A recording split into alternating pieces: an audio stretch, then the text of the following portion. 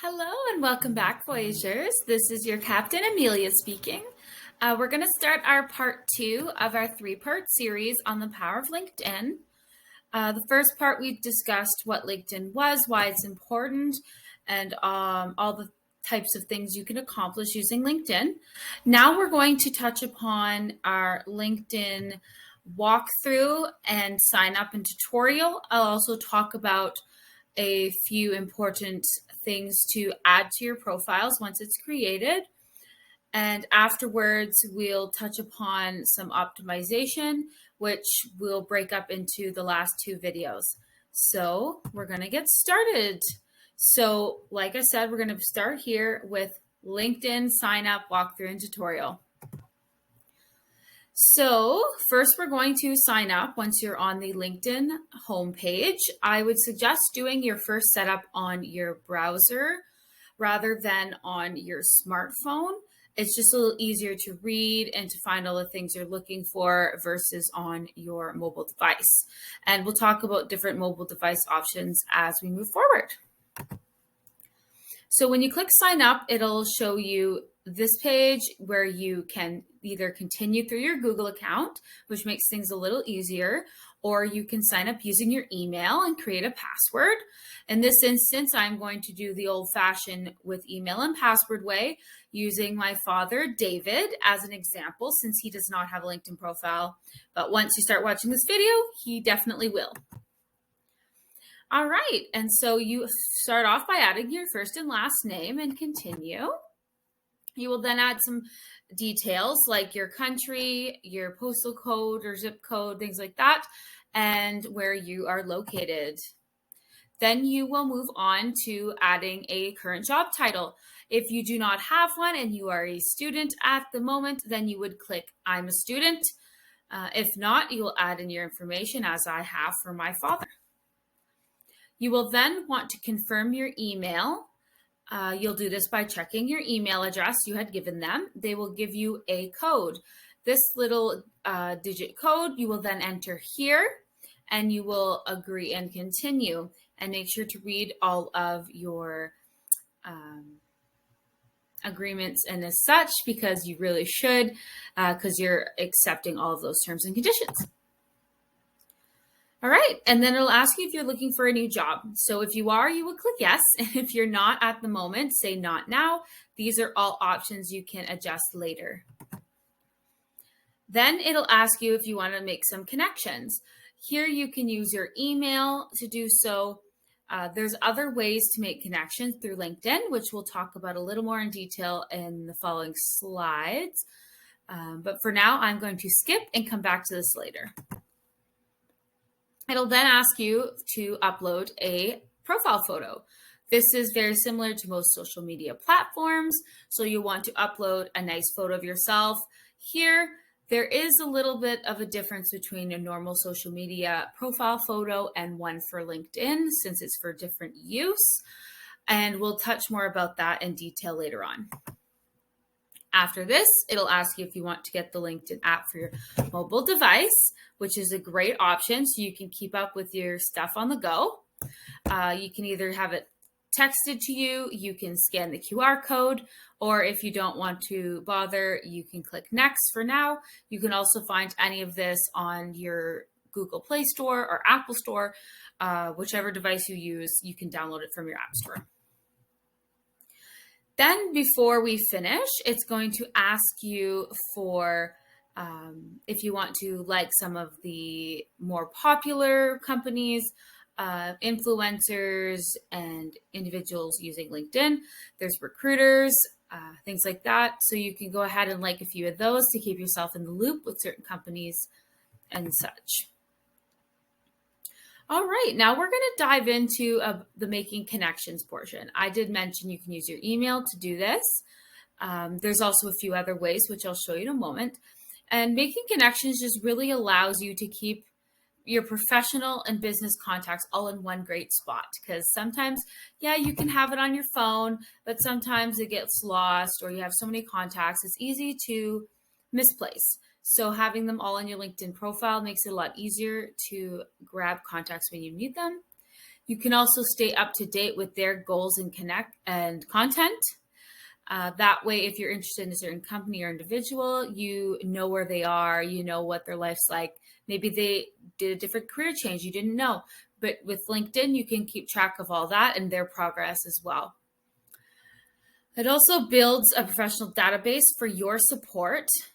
So if you need individuals to assist you or give you maybe some advice about the field or things like that, this is a great place to connect with others in your field or even alumni from your school, things like that. Just really keeps a nice career and professional support system. And now we'll just touch upon a few of those ways to connect. So if you go on to your LinkedIn profile, now that we have it all set up, on the top where it says My Network, you'll click there, and here it'll give you all different options for your connections and network. So again, you can either go back now and use your email address to send out invitations, or if you keep scrolling down, you'll find a suggestions or recommendations area. Here on my father's profile, I was one of the recommendations that came up, which was fantastic. So I just clicked on connect and sent an invitation to me. Here it'll just verify that it's pending. Obviously I added him, but yeah, so this is what you'll see if you go just through the quick recommendations and suggestions. Another way you can make connections is through the invitation method. Here you can just search an individual that you want to connect with. Here I've used my mother, Jennifer Bowe. I searched her up, and here you'll see her view profile. You'll click on that. Her profile isn't very well built yet. I haven't had a chance to show her all these awesome tips and tricks. So right now, just bear with me. So here you will hit connect, and then it'll add note. Adding notes, especially in cases where you don't know the individual and very well, and you might just know them through reputation or through the community. Sending a note is a great way to make a connection. So that way they understand that you're not just adding random people, the other reason, and that you're not a bot or something, because, bots are a thing, even in the LinkedIn world. So you just got to be careful. So here you'll open and it'll give you a box that you can type in. And we wanted to give you this special note. This is an example through university I've attended, Laurentian University, as an example. It's a quick little template, really gets the message across in a quick, easy way. So hello, Mr. or Mrs. I'm currently a student or an employee at blah, blah, blah. I know I have never met before. I came across your profile. I'm very, pardon me, and I'm really impressed with your background and I would very much like to learn more about your career path. Let's connect. Thank you. Your name. Sorry about that. So essentially, you're just acknowledging that you've seen them, who you are, why you're interested in making the connection, and being enthusiastic about speaking with them. So this is a great way to make connections. And this is a template that is pretty universal. You can kind of edit from there if you'd like. All right. And once that is sent out, you will see their profile with a pending icon showing that their invitation is pending. All right. Now we're going to talk a little bit about customizing your URL. So the URL is the website above, and that just makes it a little easier for people to find you, to type it in instead of having to copy and paste, especially if you're on it's on a resume. It makes it just simpler for everyone and easy to find you in the future. So here you will go to your profile and you'll click on Edit Public Profile and URLs. From here, you will edit using the edit box. And once you have done so, make sure you save. Here, I just use my father's full name, so it's really easy to find him, and then saved.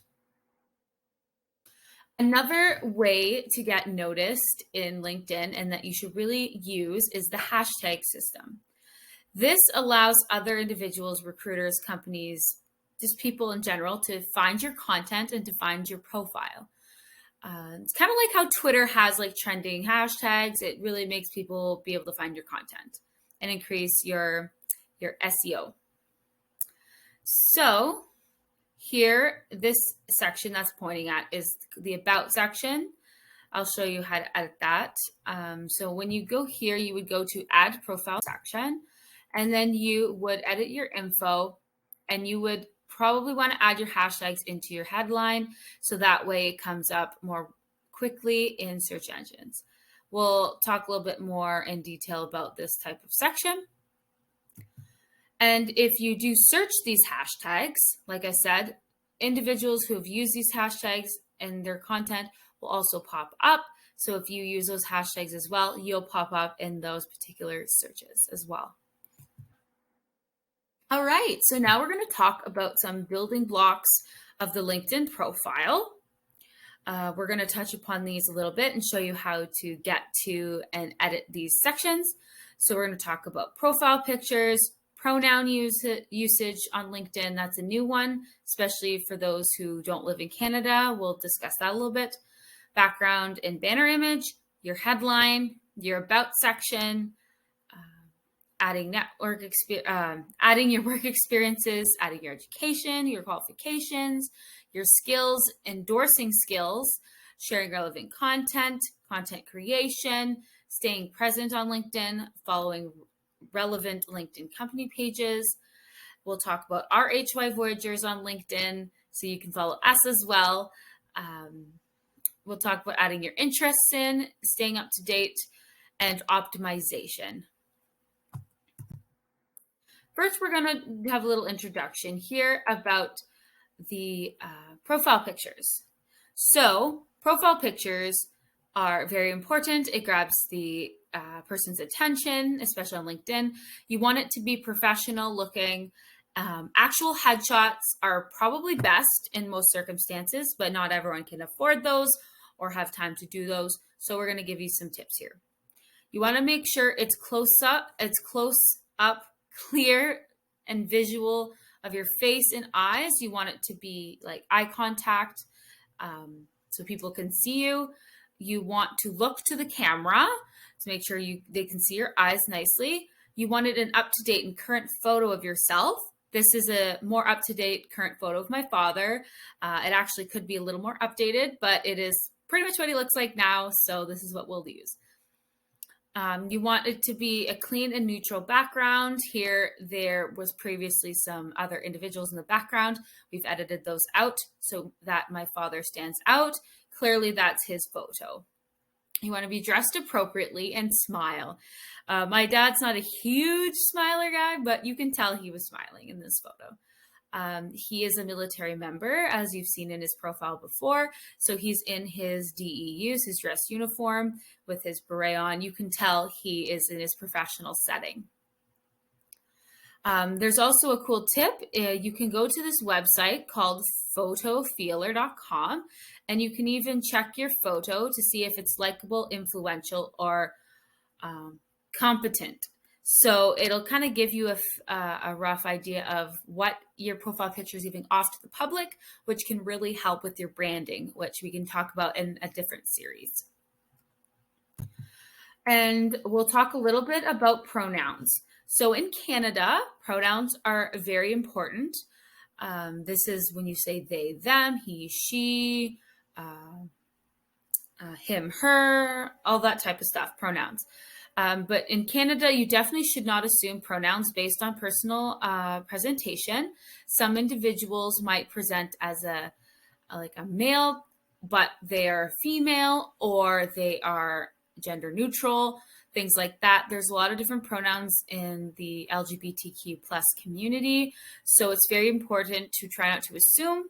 It's really nice that LinkedIn has updated this on their platform. You can put your pronouns on your profile, which can really help individuals not accidentally assume your gender or assume anything based on looks alone.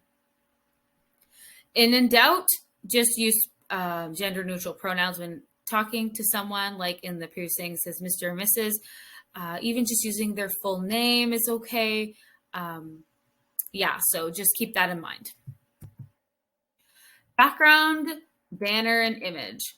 Here you want it to kind of, it's a little bit personal. You want it to kind of be relevant to you and your brand. I'll be saying brand a lot, but you want it to showcase your personality. You want it to represent you, showcase your skills visually.